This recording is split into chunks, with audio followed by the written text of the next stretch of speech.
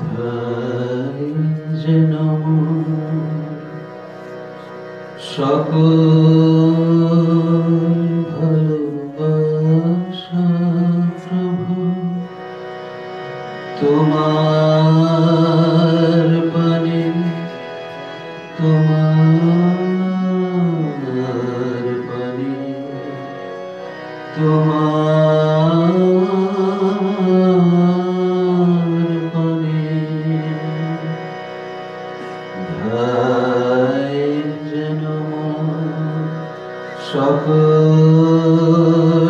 ভালোবাসা প্রভু তোমার পানে, তোমার পানে, তোমার পানে জয় জনমন সকল গভীর। তার দিকে চেয়ে দেখতেন, ইনিই কি তিনি যাকে আমি মাতৃগর্ভে থাকার সময় দেখেছিলাম? এই প্রত্যেককে পরীক্ষা করে করে বেড়াতেন বলে বলা হয় যে তার নাম পরীক্ষিত। সেই পরীক্ষিত ছিলেন খুব ধৈর্যশালী এবং পরবর্তীকালে রাজা হয়েছিলেন, কৃষ্ণ ভক্ত, অশ্বমেধ যজ্ঞের অনুষ্ঠান করেছিলেন, বৃদ্ধদের খুব শ্রদ্ধা করতেন। কিন্তু এই রকম যে সর্বগুণান্বিত লোক মনোরঞ্জনকারী রাজা, এর মধ্যেও যেন কাল প্রবেশ করলো। তিনিও জীবনে একটি ভুল করলেন, আর সেই ভুলটি করলেন বলেই এই শ্রীমদ্ ভাগবতের মতো অপূর্ব গ্রন্থ আজকে আমরা পাচ্ছি। সেই ভুলটি হলো, তিনি বনে মৃগয়া করতে গিয়েছিলেন, জল তেষ্টা পেয়েছিল।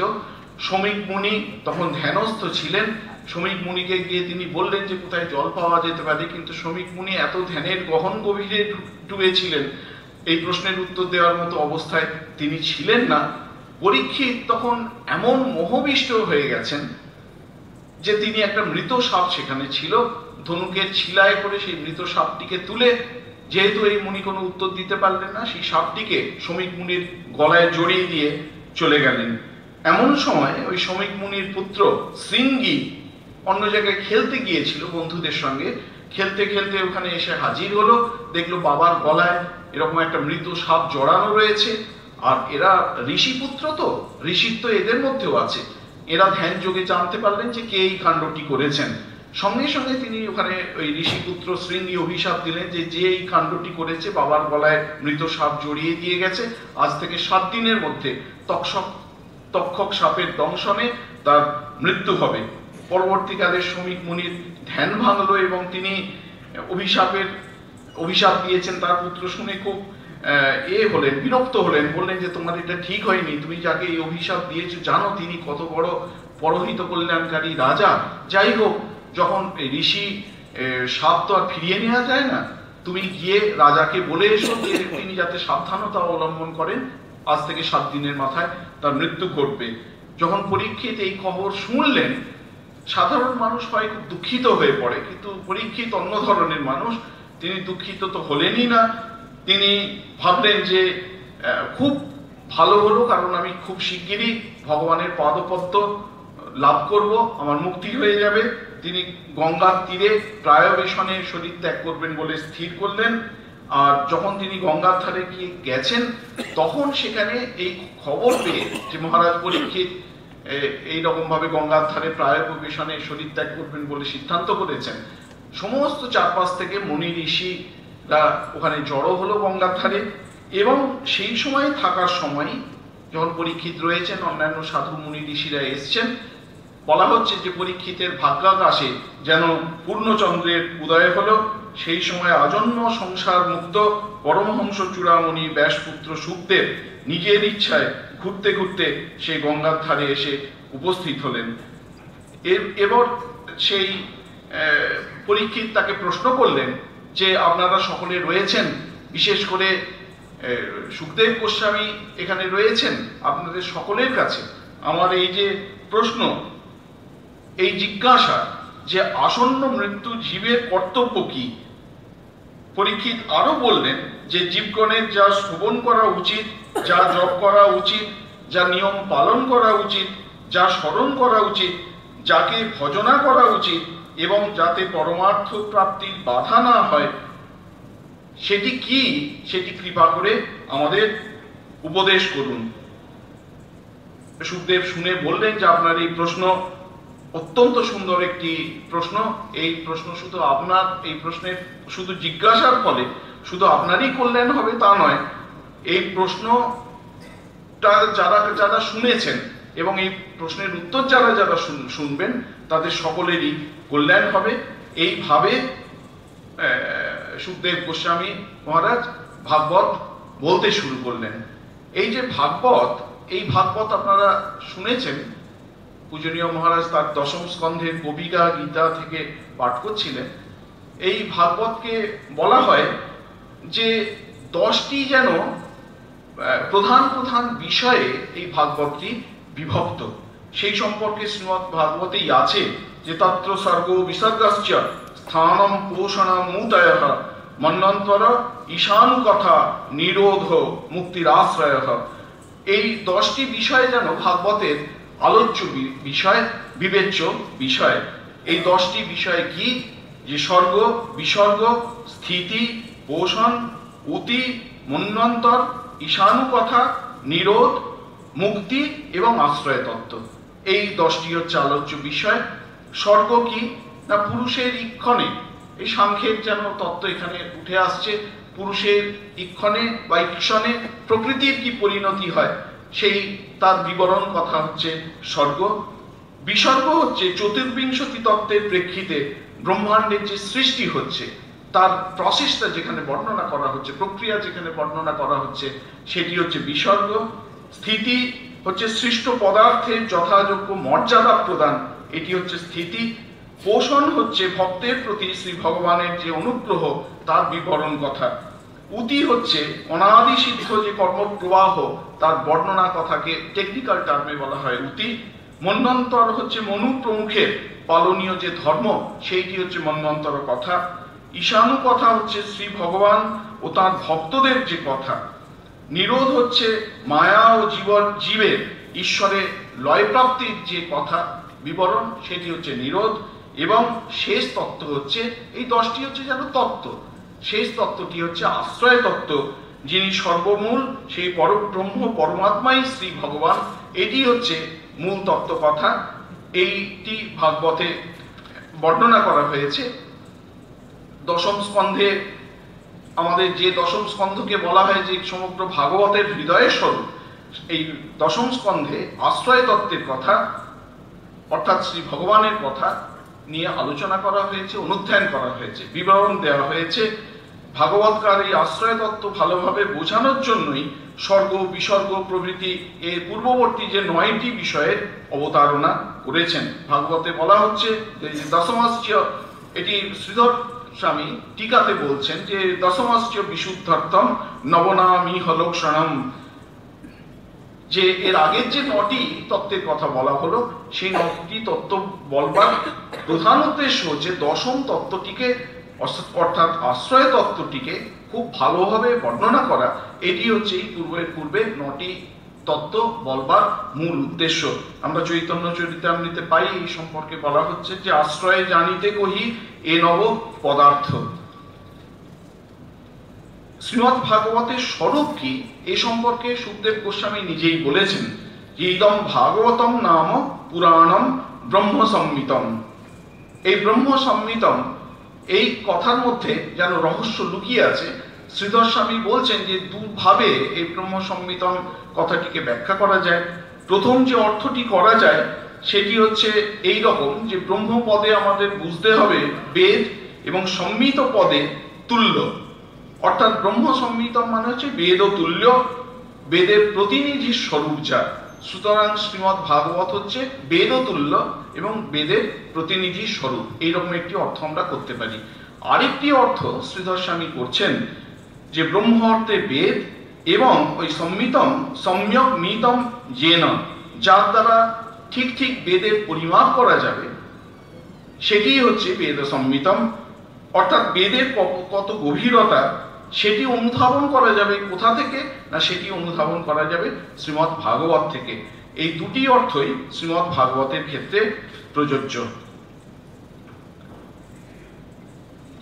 আমরা আগেই উল্লেখ করেছি যে শ্রীধর স্বামী বলছেন যে এই দশম তত্ত্ব হচ্ছে আশ্রয় তত্ত্ব, এবং এই আশ্রয় তত্ত্ব দশম স্কন্ধে বলা হচ্ছে দশমং লক্ষ্যম আশ্রিত আশ্রয় বিগ্রহম। আশ্রয় হচ্ছে শ্রী ভগবান শ্রীকৃষ্ণ বাসুদেব, তিনি নিজেই হচ্ছেন আশ্রয়। এবং আশ্রিত কারা? বলছেন যে ভগবানের অন্তরঙ্গা স্বরূপ শক্তি রয়েছে, বহিরঙ্গা মায়া শক্তি রয়েছে এবং তটস্থা শক্তি রয়েছে। এই শক্তিগুলি হচ্ছে আশ্রিত। সুতরাং ভাগবতে আশ্রয়ের কথাও বলা হয়েছে এবং আশ্রিত অর্থাৎ তার শক্তি সম্পর্কে, কারণ ভগবান এবং তার শক্তি এই দুটিকে কখনোই বিচ্ছিন্ন করা যায় না। যেমন দাহিকা শক্তিকে আগুনের থেকে কখনো বিচ্ছিন্ন করা যায় না, সেই রকম এই আশ্রয় তত্ত্ব এবং আশ্রিত তত্ত্ব দুটি এখানে বলা হয়েছে। আমরা খুব সংক্ষেপে এই ভাগবতে আমরা এটি একটা বিশাল সমুদ্রের মতো, এর যেখানেই এক আঁচলা জল তুলে আস্বাদন করা যাক না কেন, তা ভক্ত প্রাণকে, সাধক প্রাণকে শীতল করে তোলে। সুতরাং এই সম্পর্কে কথার কোনো শেষ নেই।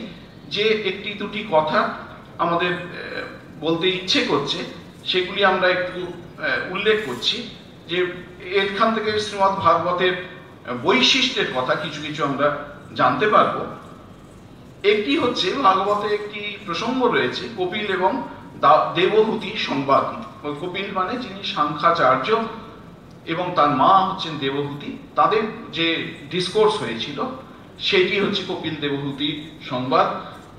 সেখানে একটি কথার প্রসঙ্গে বলা হচ্ছে, আমরা তো জানি যে আধ্যাত্মিক পথে সর্বশ্রেষ্ঠ লক্ষ্য যেটি একজন সাধক অর্জন করতে চান, যে অবস্থা পেতে চান, সেটি হচ্ছে মুক্তি। এবং যখনই মুক্তির প্রসঙ্গ আসে তখন সালোক্য, সামীপ্য, সারূপ্য, শাস্তি ইত্যাদি ইত্যাদি, সাযুজ্য ইত্যাদি ইত্যাদি আমরা পাই। শ্রীমদ্ ভাগবতে বলা হচ্ছে সালোক্য, শাস্তি, সামীপ্য, সারূপ্যৈকত্বমপ্যুত দীয়মানম ন গৃহন্তি বিনামৎ সেবনম জনাঃ। বলা হচ্ছে যে এই প্রত্যেকটি শালক্য তিনি ভগবান, শ্রী ভগবান যে লোকে বাস করবেন সেই লোকে ভক্ত বাস করবে মুক্তির পর। সামীপ্য, ভগবান যেখানে থাকবেন তার খুব কাছে ভক্ত থাকার অধিকার অর্জন করবে। শাস্তি, তার শক্তিতে ভক্ত যেন শক্তিমান হয়ে উঠবে, বা সারূপ্য, তার মতো রূপ অর্জন করবে সাধক। সাযুজ্য হচ্ছে তার সঙ্গে একটা অখণ্ড যোগাযোগ স্থাপিত হবে। বলা হচ্ছে কিন্তু ঠিক ঠিক যে ভক্ত, এই শ্লোকটিতে বলা হচ্ছে দীয়মানম ন গৃহন্তি, ঠিক ঠিক যে ভক্ত, সেই ভক্তকে যদি এই পাঁচ রকমের মুক্তির কোন একটি দিতে চাওয়া হয়, সে কিন্তু নেবে না। সে যদি ঠিক ঠিক ভক্ত হয়, সে ওটিকে প্রত্যাখ্যান করবে। তার তাহলে একমাত্র চাহিদা কি? তার একমাত্র চাহিদা হচ্ছে সে ভগবানের সেবার অধিকার অর্জন করবে। এটি হচ্ছে সাধক জীবনের চূড়ান্ত লক্ষ্য হওয়া উচিত।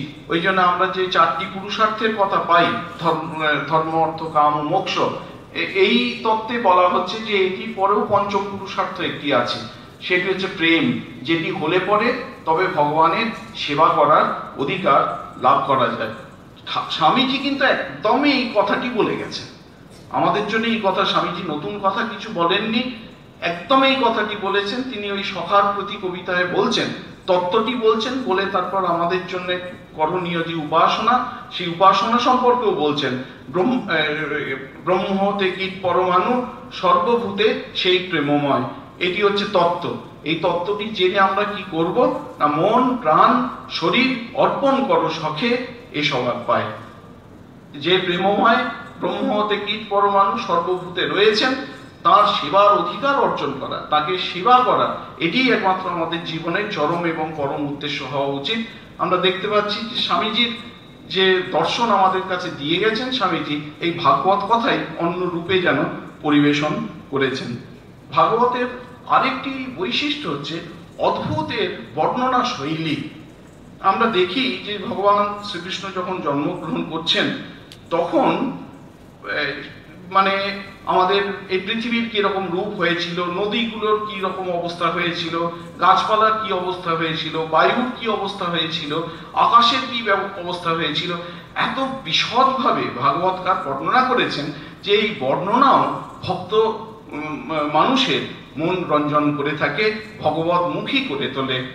আমরা দেখি যে যখন ভগবান শ্রীকৃষ্ণ জন্মগ্রহণ করছেন, বর্ণনা হচ্ছে দিশ প্রসে দুর্গ গগনম নির্মলৌঢ়ু গণোদয়ম মহিমঙ্গল ভূয়িষ্ঠ পুরগ্রাম প্রজাকরা।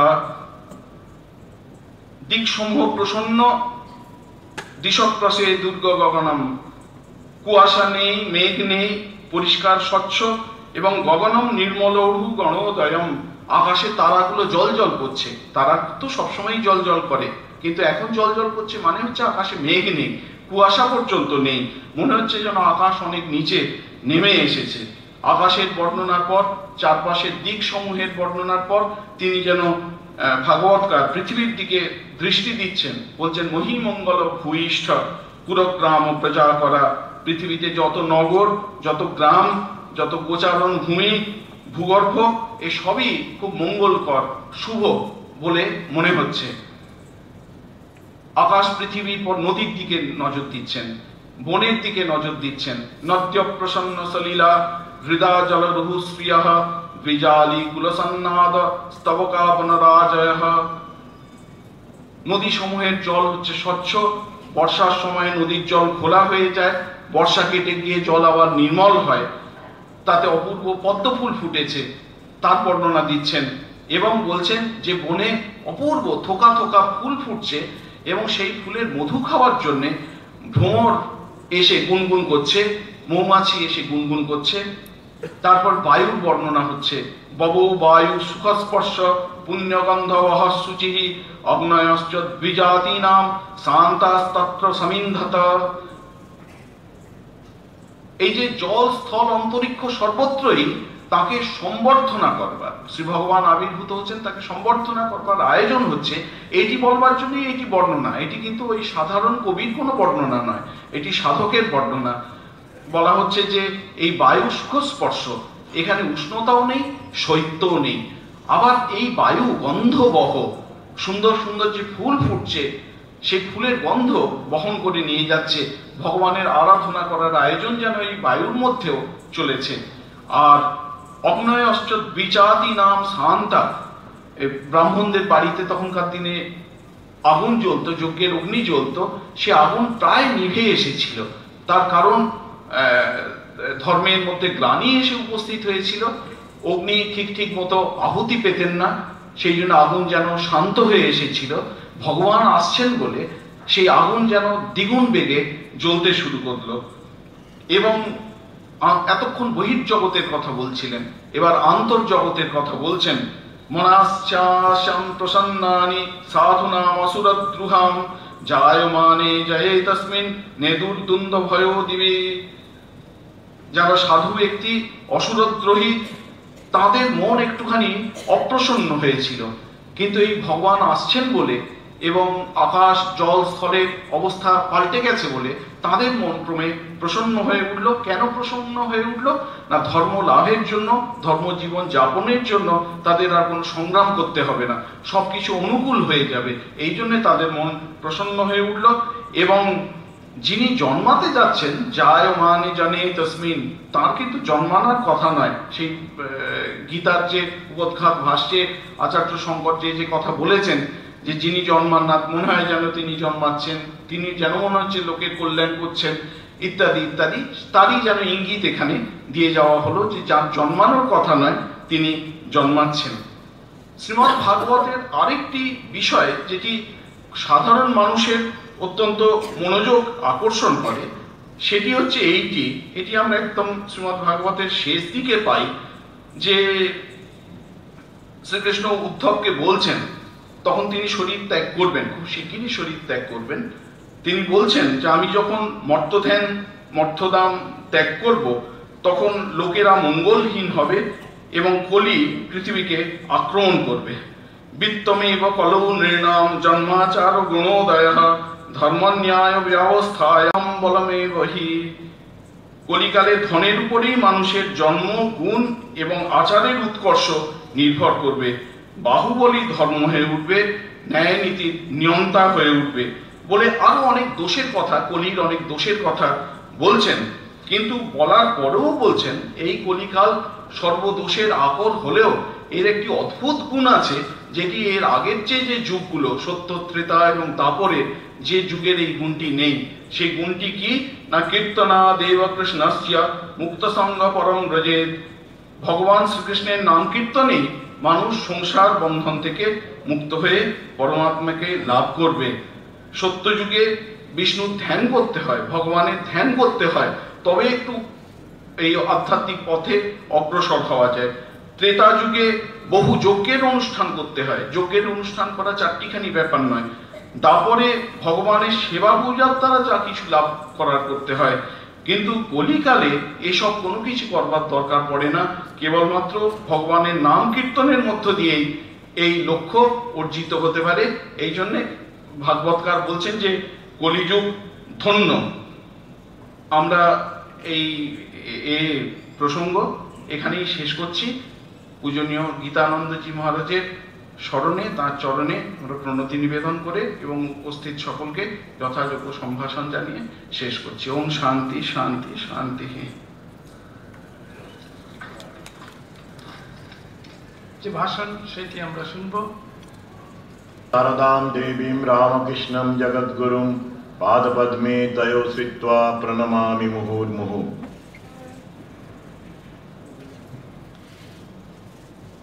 पूज्यपाद स्वामी गीतानंदजीर चरणे प्रणाम। सकल सन्यासीदेर ब्रह्मचारीदेर श्रद्धा जानाई। आपनारा जारा महाराजेर शिष्य शिष्या बा रामकृष्ण विवेकानंद अनुरागी तादेरो आज जारा उपस्थित हয়েছেন সকলকে শ্রদ্ধা নমস্কার জানাই। আপনারা এতক্ষণ তিনটি ছোট্ট ছোট্ট ভাষণ, পরেরটি বড় মূল বক্তার, সেটা শুনেছেন। এখন আমার সমাপ্তি ভাষণ। ভাগবত কথা যা বলেছেন আমাদের মহারাজ দত্ত সারানন্দজি, তার উপরে বলার কিছু নেই। আমার মনে পড়ছে মহারাজের এই বইয়ের মধ্যে একটি কাহিনী আছে। মহারাজ বলছেন যে এটি হলো সেরা কাহিনী শ্রীমদ্ ভাগবতের।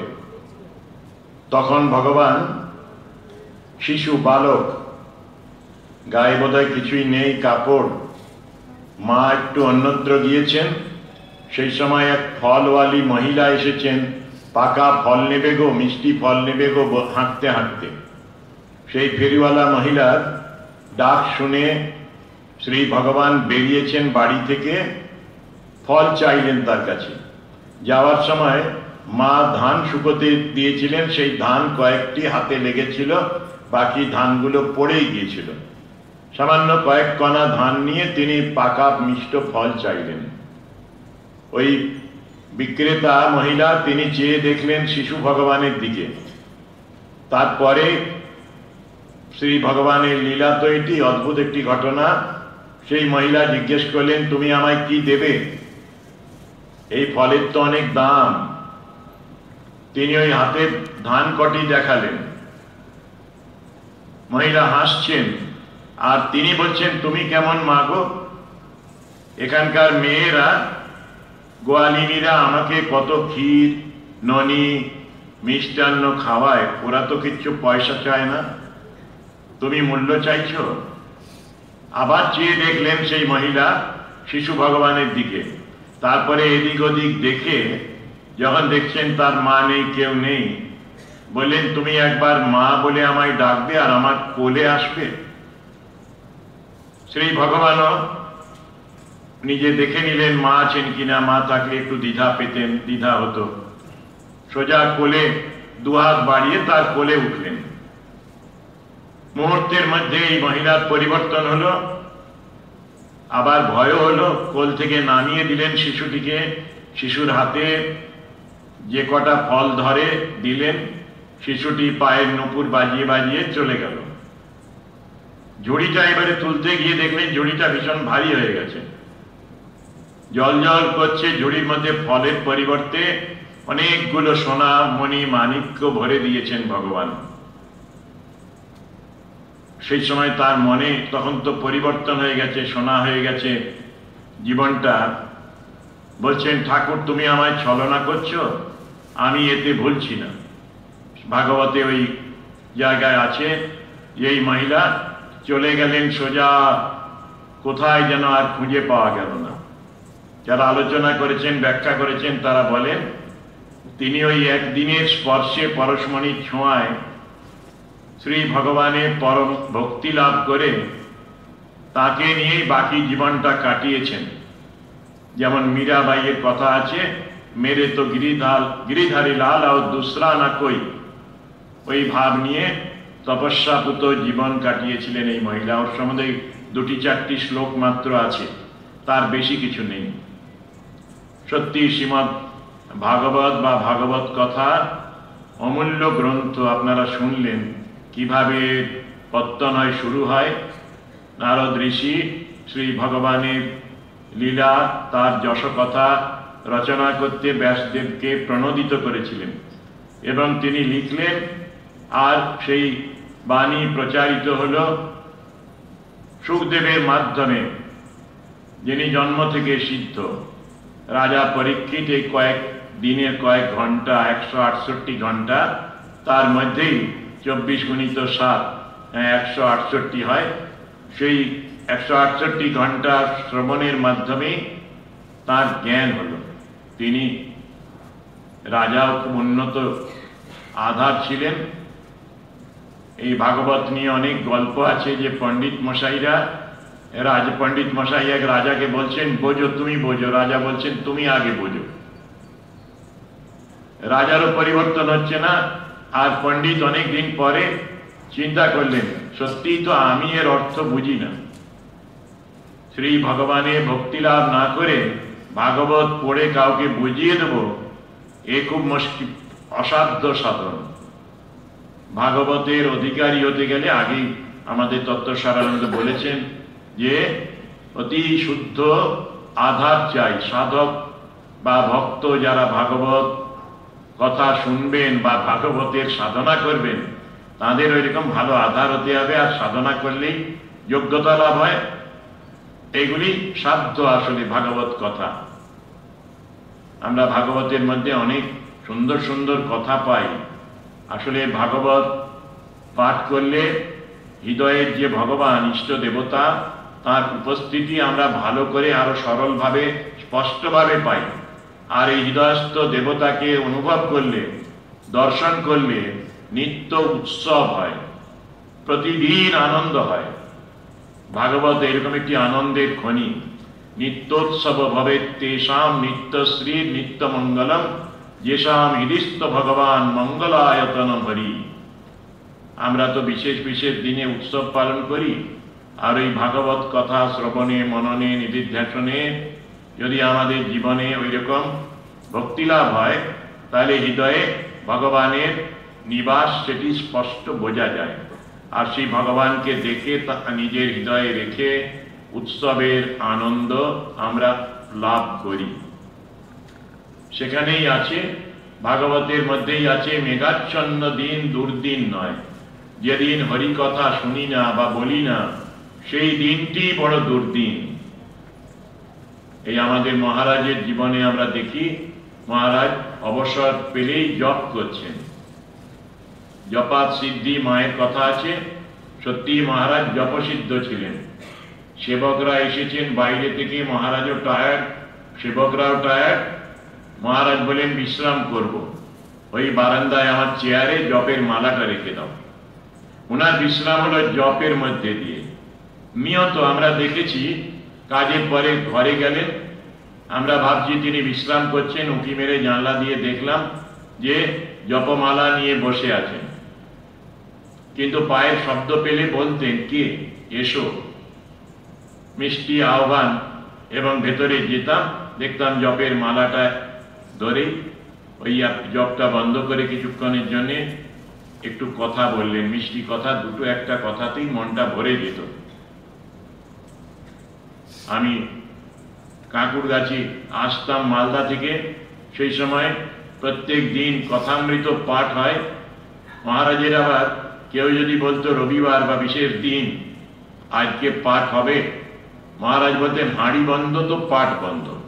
অর্থাৎ যদি খাও ঠাকুরের অন্ন তাহলে ঈশ্বরের নাম করতে হবে, তার চিন্তা করতে হবে পাঠের মধ্যে দিয়ে। তো মহারাজ এই পাঠের সময় ঠাকুরের যে বিশেষ প্রার্থনা রয়েছে ভগবানের কাছে, শ্রীরামকৃষ্ণদেব যে প্রার্থনা করতেন সেইটি নিজে আবৃত্তি করতেন, আর সবাই যারা সাধু ব্রহ্মচারী থাকতেন সেইটি আবৃত্তি করতেন। সেটি আপনারা সবাই জানেন, মা আমি তোমার শরণাগত শরণাগত, দেহ সুখ চাই না মা, লোকমান্য চাই না, অনিমাদি অষ্টসিদ্ধি চাই না, কেবল এই করো যেন তোমার শ্রীপাদপদ্মে শুদ্ধা ভক্তি হয়, নিষ্কাম অমলা অহেতুকী ভক্তি হয়। আর যেন মা তোমার ভুবন মোহিনী মায়ায় মুগ্ধ না হই, তোমার মায়ার সংসারে কামিনী কাঞ্চনের উপর ভালোবাসা যেন না হয়। মা তোমার বই আমার আর কেউ নাই, আমি ভজনহীন সাধনহীন জ্ঞানহীন ভক্তিহীন, কৃপা করে শ্রীপাদপদ্মে আমায় ভক্তি দাও। সত্যি এইটি যখন শুনতাম মহারাজের কণ্ঠে আর সবাই মিলে আবৃত্তি করা হতো, ঘরের পরিবেশটা, আশ্রমের পরিবেশটা পরিবর্তিত হয়ে যেত। মহারাজের জীবনটি, মহারাজ যেখানে গেছেন বিভিন্ন রামকৃষ্ণ নামাঙ্কিত আশ্রমগুলিতে দীক্ষা দেওয়ার জন্যে 2, 3 বা 5টা দিন যেখানেই থাকতেন সেখানে একটি আধ্যাত্মিক পরিবেশ সবাই উপলব্ধি করত। ওরা বলতো আমরা এইরকম পরিবেশ পাইনি, কারণ মহারাজ ওই বাকি সময়টা সব সময় জপ করতেন, প্রার্থনা করতেন, একটা ভাইব্রেশন সেখানে সব সময় হতো। কিছু চাইতেন না, তার কোনো বিলাসিতা বলে ছিল না। ওই শুনলেন নিজে শীতের বস্ত্রগুলো ছেড়ে দিচ্ছেন যে বাইরে ওই বয়স্কা মহিলারা আছেন যাদের গায়ে কিচ্ছু নেই। এইরকমই তার জীবনীতে পাওয়া যায়। নবাগত এক ব্রহ্মচারী, তার মোজা নেই, মহারাজ জানতে পেরে দেখতে পেয়ে তক্ষণই তাকে ডেকে তার হাতে একটা মোজা তুলে দিলেন। প্রত্যেকের উপরে, সাধু ব্রহ্মচারীদের উপরে খুব ভালোবাসা। ট্রেনিং সেন্টারে কোনো ব্রহ্মচারী কাছাকাছি ওর ঘরের পাশ দিয়ে যাচ্ছে, ডেকে বলছেন আমি জানি তুমি কফি ভালোবাসো, এই কফি খাও। তিনি কফি তৈরি করে, চা তৈরি করে খাওয়াতেন, নিজে অনেক মশলা টসলা দিয়ে সকালবেলায় বেশ কয়েকদিন প্রত্যেক দিনই প্রায় সুস্বাদু চা বানাতেন। আর অনেক জুনিয়রদেরও, অল্প বয়সের সাধু ব্রহ্মচারীদেরও খাওয়াতেন, চা খাওয়াতেন। খুব প্রেমী, সাধক, সব দিক দিয়ে খুব উন্নত। আমরা একবার গেলাম আলমোড়া থেকে শিয়া দেবী পাহাড়, পাহাড়ে হেঁটে যাচ্ছি, খুব তাড়াতাড়ি মহারাজেরও পায়ে একটু আর্থারাইটিস বা ব্যথা হতো। উনি উঠছেন, কিন্তু তত্তর করে উঠে গেলেন, নামার সময় আস্তে আস্তে নামছেন। আত্মরামানন্দজি, রাধাকৃষ্ণ মহারাজ আছেন, আমরা আছি। তো তিনি নামার সময় বলছেন দেখো যাওয়ার সময় কত তাড়াতাড়ি চলে গেলেন। আসলে মা টান ছিলেন, এখন তো নিজের কাজে যাচ্ছি, ফিরে আশ্রমে যাচ্ছি, সেই জন্যে ওই রকম গতিতে যাওয়া হচ্ছে না। সত্যি সব সময় ঈশ্বরের চিন্তা কাকে বলে, কিভাবে সময় কাটাতে হয়, মহারাজকে দেখলে আমরা বুঝতে পারতাম। আপনারাও যারা দেখেছেন এইভাবে দেখেছেন। সত্যি এই মহাজীবন আর মহারাজের এই শ্রীরামচন্দ্রের কথা, কৃষ্ণের কথা বইয়ের মধ্যে আছে, চৈতন্য দেবের কথা। ওনার অবসর পেলেই উনি যেতেন পুরী জগন্নাথ ধামের, কখনো স্নান যাত্রায়, রথযাত্রায়, আবার বৃন্দাবন ধামে যেতেন। তীর্থস্থানে বিশেষ করে জগন্নাথ এবং কৃষ্ণের পবিত্র পদরজে যে তীর্থস্থান বৃন্দাবন, সেখানে বারবার গিয়েছেন আর ওই ভাবে তন্ময় হয়ে থাকতেন। এই ভাব তন্ময়তার একটি জীবন ছিল মহারাজের। তা আমরা আজকে সত্যি সবাই খুব সৌভাগ্যের অধিকারী। কয়েকজন ভক্তের ইচ্ছায় এই স্মারক বক্তৃতার ব্যবস্থা হয়েছে। আগামী দিনেও হবে প্রতি বৎসর। মহারাজ এখন থাকলে 100 বছরের উপর হতো। 1918 সালের এই দিনে 17ই এপ্রিল ওনার জন্ম হয়েছিল। 2012 সালে দেহত্যাগ করেছেন এবং একটি আদর্শ রেখে গেছেন। বলা হয় যে মহাপুরুষরা আসেন, এসে রেখে যান তাদের চলার পদচিহ্ন। তাদের জীবন থেকে বোঝা যায় আমাদের জীবনটা আমরা কত উন্নত করতে পারি, এবং যাওয়ার সময় তাদের ফুটস্টেপ, তাদের পদচিহ্ন রেখে যান, যেগুলি দেখে আমরা চলতে পারি। তো এই শারদ বক্তৃতারও উদ্দেশ্য এই যে আমরা তাকে কেন্দ্র করে কোনো ধর্ম কথা শ্রবণ করব, যে কথা শ্রবণমঙ্গলম, যে কথায় আমাদের মুক্তি হয়, এবং আমরা তাকেও সাথে সাথে স্মরণ করব। তিনি তো শ্রীরামকৃষ্ণেরই আরেকটি মূর্তি। গুরু আলাদা নয়, আপনারা শুনলেন। গুরু হচ্ছেন শ্রী রামকৃষ্ণ ঠাকুর। তার শরীরের মধ্যে দিয়ে এই মন্ত্র দীক্ষা বা উপদেশ দানের কাজটি করেছেন। আমারও মনে হচ্ছিল যে আমি এই প্রথম শারদ বক্তৃতায় উপস্থিত হতে পারলাম। আমি একটা আকর্ষণ বোধ করতাম, তার কাছে যেতাম। আমি ওখান থেকে সকালবেলায় জেলখানাতে যেতাম, সংশোধনাগার বলে, মহারাজকে বলে যেতাম। আবার এলেই পরে বলতেন যে আজকে কি হলো, আমি তাদের সাথে কি কথা হয়েছে, কি কাজ করেছি বলে বেশ বেশ আমাকে খুব সাবাস বাহবা দিতেন। ওর সেবক তো একদিন একটি মজার প্রশ্ন করলো, যারা কাজ করে কর্মচারী সাদা কাপড়ে, সে আমাকে বলল, মহারাজ একটা কথা জিজ্ঞেস করব। সে অবাক হয়ে গেল। প্রথম দিনে জেলে যাচ্ছি বলে দুপুরবেলায় আবার খেতে বসেছি, খাওয়ার পরে বলছে, মহারাজ আপনাকে এত তাড়াতাড়ি ছেড়ে দিল? আমি তো জেলে সারেন্ডার করতে যাইনি, কোনো অপরাধ করিনি। আমি জেলে পড়াশোনার ব্যাপারে যাই, সৎসঙ্গ, ওই রকম ধর্ম কথা হয়, লাইব্রেরি করা হয়, হাতের কাজ শেখানো হয়, চিকিৎসা সেবা হয়, ওই সব কাজ করি আমরা ওখানে। তো মহারাজের কিন্তু খুব ইন্টারেস্ট ছিল, আমাকে প্রায়শই জিজ্ঞেস করতেন, তোমার ওই জেলের কাজ কেমন হচ্ছে, বন্দীদের কিছু উন্নতি হচ্ছে তো? ইতিবাচক কথাই বলতাম, কারণ ইতিবাচকই ফল হতো, এখনো হয়। তো মহারাজ খুব প্রশংসা করেছেন। মহারাজের সব দিকে নজর ছিল। এই মহারাজের জীবনের একটা অপ্রকাশিত ঘটনা আছে। আমরা একদিন আলমোড়া থেকে দেউলধার ইত্যাদি অনেক জায়গা স্বামীজি গিয়েছেন, যেখানে সেরকম জায়গা দেখে ফিরছিলাম। হঠাৎ নেচার্স কলেজ জন্য আমরা দুটো গাড়িতে ছিলাম, গাড়ি দাঁড় করিয়েছি। মহারাজও উঠলেন ফেরার সময়, তারপরে বললেন, গুনে নাও সবাই উঠেছে কিনা। কারণটা বললেন না, রাধাকৃষ্ণ মহারাজ পরে বললেন, জানেন যে উনি যখন অ্যাসিস্ট্যান্ট জেনারেল সেক্রেটারি, তখন একবার বাঁকুড়া জেলায় কোন একটা আশ্রম পরিদর্শনে গিয়েছিলেন। গাড়িতে অনেক মহারাজ ছিলেন, সবাই ওই রকম প্রাকৃতিক কারণে দাঁড়িয়েছিলেন। তারপরে ওনার উঠতে দেরি হয়েছে, ওনার গাড়িতে উঠে অর্ডার দিয়েছেন ড্রাইভারকে, ছেড়ে দাও।